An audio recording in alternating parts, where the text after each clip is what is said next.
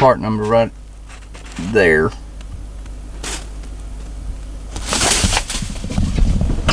All we gotta do is go in, take these two Allen heads off, and then this one clip here.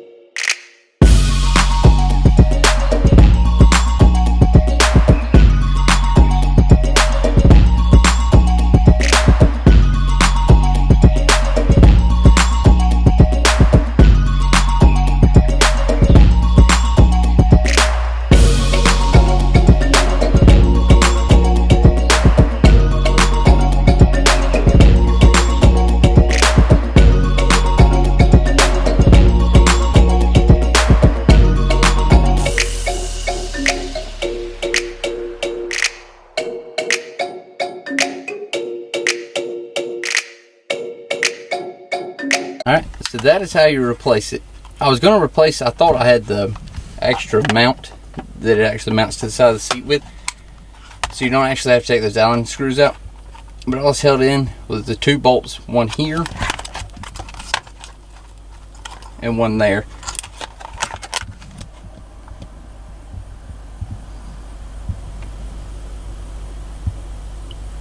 But there you go. So the reason we actually replaced it is these Volvos, these automatic transmissions, have a huge problem whenever drivers will go to switching them back and forth in between manual and just letting automatic do its thing.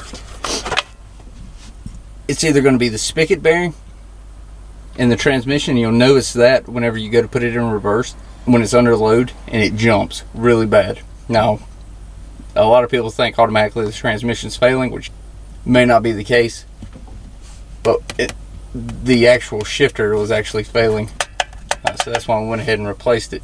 If, and it's a big if, something that might help you out if this starts to go bad is you can take the key and switch it from the off position to the on position 10 times, and it will relearn the actual shifter, and that may get you back. But other than that, that's how you replace it. Doesn't take a whole lot of time, but I believe the dealership had quoted this at about $1,500 to redo. So take it for what it's worth. Again, thanks for watching. Make sure you like, comment, and subscribe.